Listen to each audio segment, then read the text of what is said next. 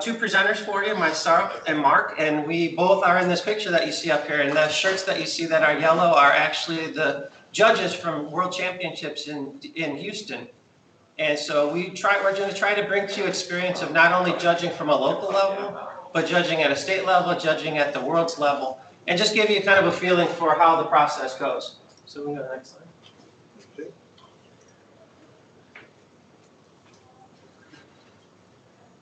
So as we go through the process today, we're going to talk about team goals. We're going to talk about how, what, and when to do different activities, what to expect from a season. And then we're going to walk away by giving you some helpful hints, we hope. And we're going to not have time for questions on the live stream, but hopefully we'll have answered a lot of your questions here today. So go to the next slide.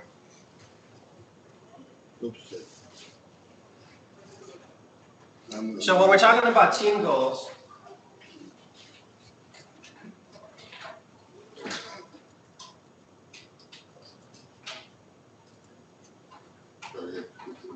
that's okay. So just real quick, my name is Steve. I've been involved with FIRST for just over 10 years. I coached and mentored a team and was a parent of one of the students. With me here today, I have Marc. On the next slide, Marc's been involved for 20 years with FIRST, all the way from the beginnings, even prior to FIRST Tech Challenge starting. He's involved with a team called Got Robot out in Elgin, an engineer at Woodward MPC. And also, we don't have a slide, but also with us we have Shira. Shira is our state judge advisor. She coordinates and is in charge of making sure all the judges are following our processes and helping you through the journey for the whole state of Illinois. So we're happy to have Shira with us as well. So when we start a season, the first thing we have to start with is, what are your team goals? We don't have, as judges, we don't have a silver bullet. We don't have a specific answer for you, because every team is on a different part of the journey to get where they want to go for the end of the season. So you're going to have to identify and kind of figure out, what is your team identity? What is it that you as a team or an individual are seeking to do? Do you want to be a team like this? Last year's First Inspired team in the state of Illinois, Robo Raiders. Or do you want to be like this?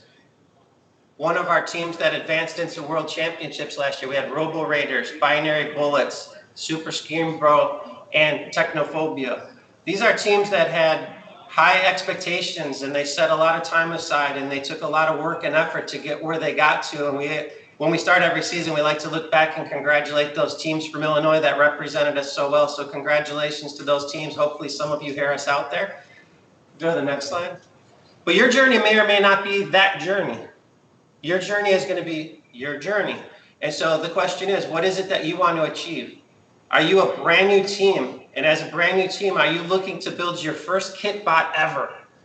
And if you get that bot built and it actually moves, is that going to be your success story? That is a success story. Please don't deny that is a success story. Are you a team that's very advanced? And as a very advanced team, you want to get into some higher level activities like odometry, or you want to do build of your robot from raw materials using CNC mills or using additive manufacturing, 3D printing. Everybody's journey is going to be a little different. So what are the things you as a team or an individual want to learn? What is it that you're going to get out of this season? How is where you started and where you ended the season going to be different from a standpoint of what you took out of it, what you learned? What did you apply? Is it something you learned last year that you're now applying in a way that you didn't understand previously? Did you come up with a new technique on how to use a mechanism? Did you come up with a new way to code the design of how the robot was going to function in autonomous? Have you shared with other teams? Maybe you're a more senior team, and as a senior team, you have a lot of skills that you've built over a number of seasons. If you're one of those teams, maybe part of your journey isn't so much to grow around the design and build, but it's to help the community. So what are you doing to share with the rest of the community so that more teams can learn and we can have a better community and a better understanding of STEM? And what do you want to achieve? What you want to achieve has a lot to do with how much effort you're going to have to put out. I've heard teams before say, I want to be a state championship team. And then they turn around and say, well, what are we going to do to achieve that? And they say, well, we're going to meet once every other week for an hour. And there's a lot of laughs in the room here. The reason there's a lot of laughs in the room is it takes a lot of effort. It takes a lot of time. So how are you going to use the resources of your team How are you going to use the availability of the resources of your team to achieve the things you want to achieve? Set those goals, set those priorities. So moving forward, how do we go about all this? Well, Game Manual Part 1, it was released in June. It's released in June every year. Is your golden gate to judging? What do you want to learn about judging other than the things we tell you? When you go back, you're going to find all of the materials you need right here. There's nothing hidden. Game Manual Part 1 describes everything. Each award category is described in Clause 9.5 of Game Manual Part 1.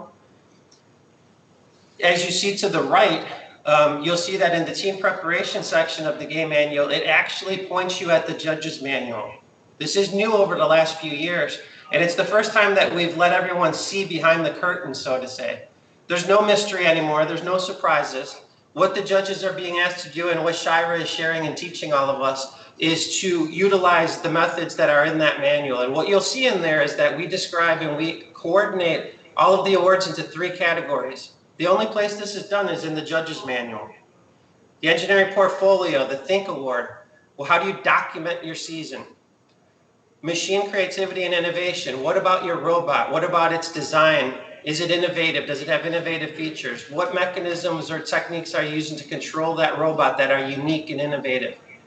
Team attributes. What are you doing in the community? How are you connecting with the STEM community, engineering professionals, corporations, universities?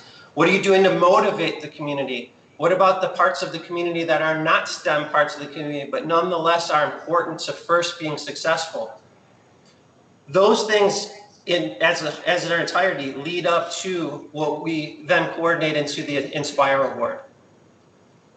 In particular, I want to draw your attention to the sub-bullet that says award definitions. In that area called team attributes, connect and motivate, when you're describing things to the judges, when you're documenting things in your portfolio, the terms in Appendix F are what we're going to expect. If you say you supported a team, did you start them? Did you mentor them? Did you assist them? And what does that mean? Appendix F is your definitions. If a judge isn't clear and they're trying to differentiate between 2 very qualified teams, the way they can differentiate is to see the evidence behind the statements. If you say you started a team, did you get a letter from that team as described in Appendix F that they agree that you started them? Did you meet those criteria? Did you mentor, etc.? Please take a close look at Appendix F. It's a great resource for you, and the judges will be looking at that when we're trying to identify some of these statements that are made and how they differentiate from team to team. So be prepared. The last thing you want to know in this is 9.2.6, that the engineering portfolio has elements that are required per award. 9.2.6 describes them very detailed. The same list you have is the same list the judge has. We're looking at the exact same materials, so please look at those and be prepared. And when you're coming to an event, have someone in your team or a mentor or another team look at your materials and see if they think that you've done what you think. That's really good preparation for an event.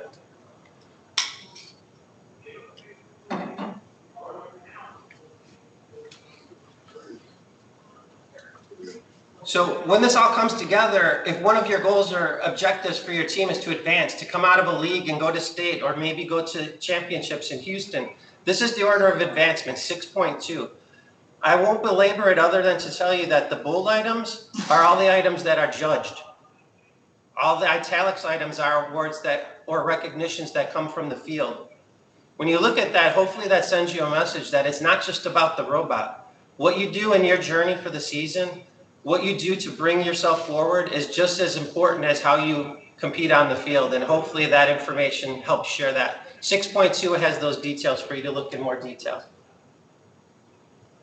So finally, how is judging going to work for you?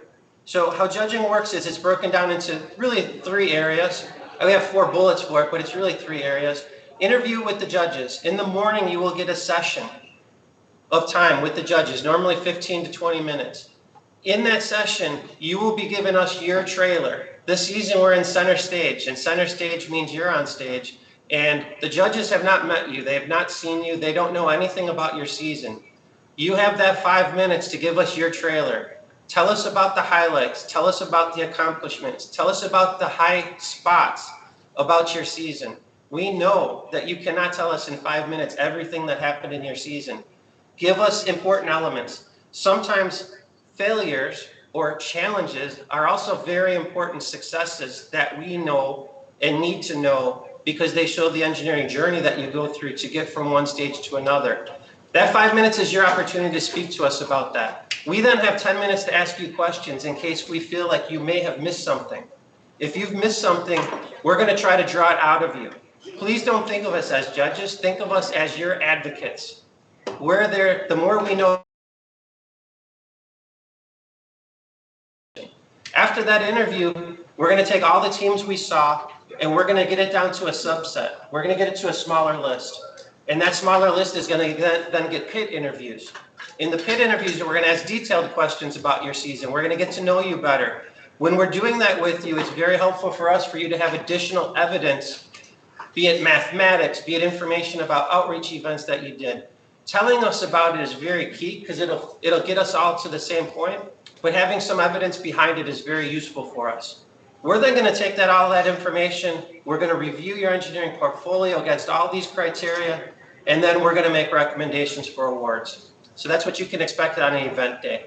All of this is always done with gracious professionalism as a basis, and we're always wanting to recognize that, so please help us do that. So in summary, we have the game manual part 1, the judge's manual, and one thing that we didn't identify, which is the Q&A. Please utilize the Q&A. It's the place for you to ask for official answers to questions. Any question that's answered that's not in the Q&A is not an official answer. So please, if you have key issues that you need to deal with, please go to the Q&As. And there are links to all these materials at the end of the presentation. We'll move on now to Marc. Okay, so what to prepare? If you haven't already started preparing for the season, you're late. The season started when your last season ended. At the end of the last competition that you competed in ended, this season started. Okay, so what do you need to prepare? You need to prepare your engineering portfolio.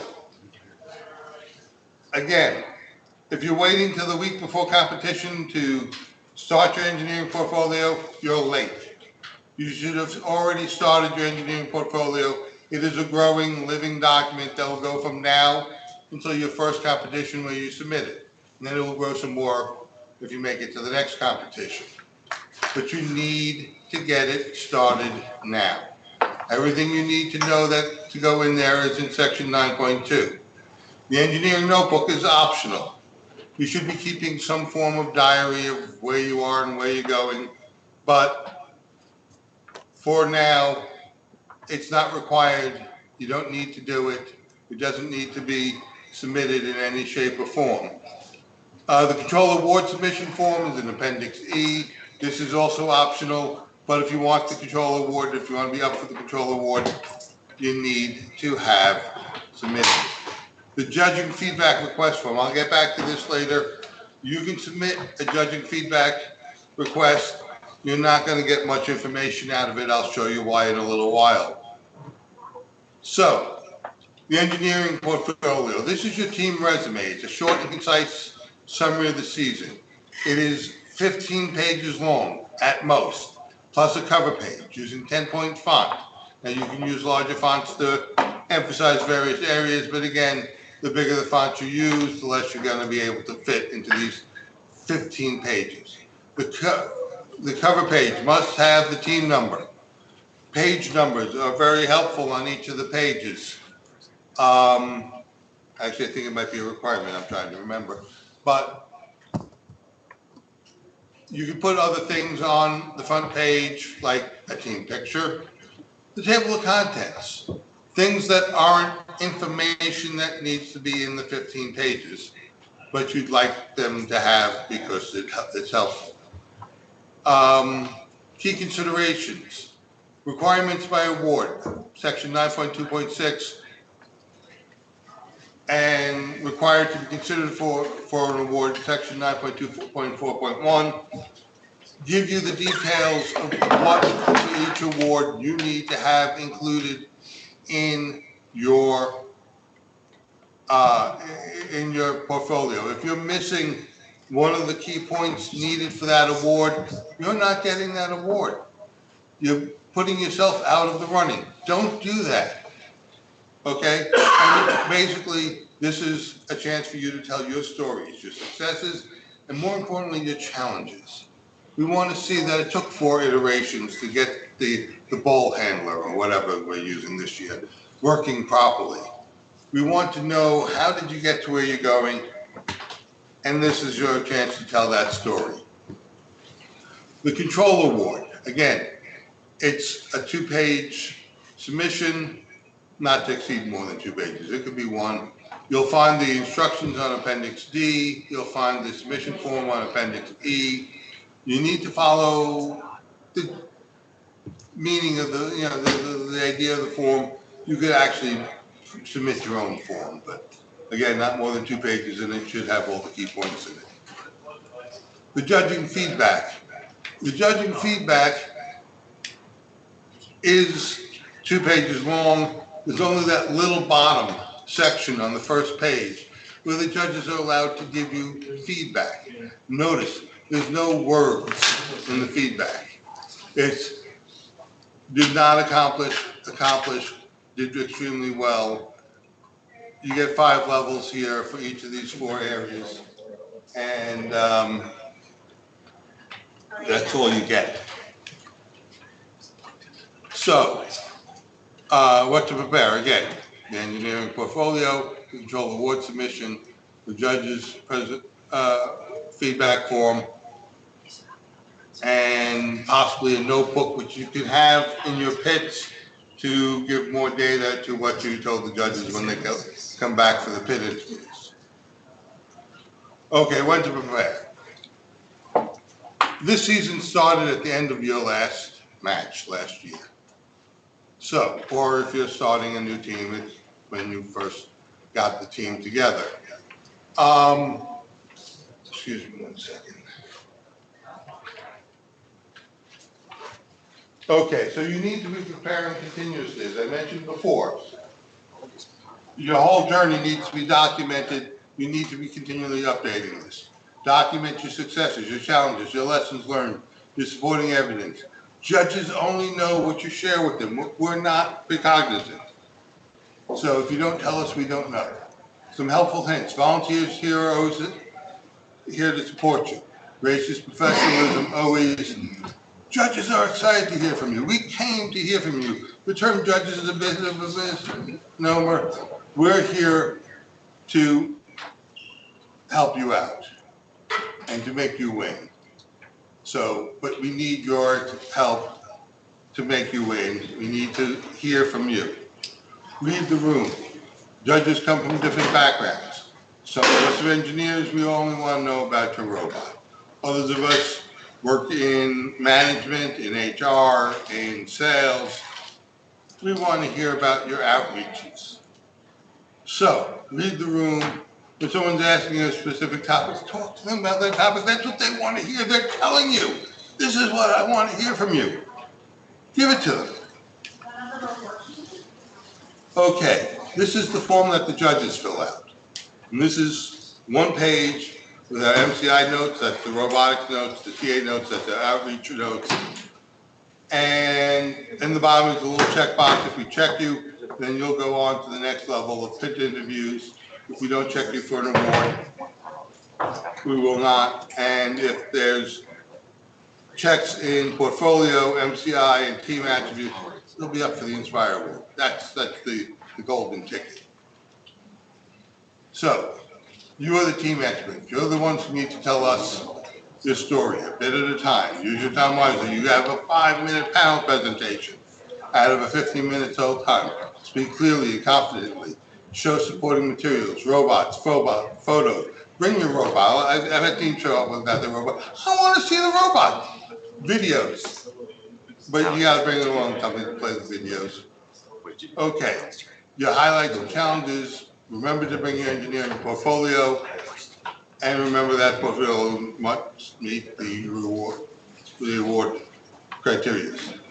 Pit interactions are a key part, because while that last form I showed you will put you up for award. It's the bid interactions where you earn that award. So that is where the rubber meets the road. That's where you need to sell yourselves the most important time.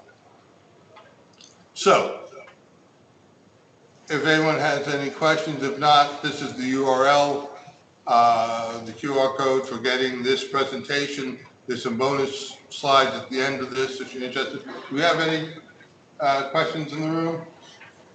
Okay.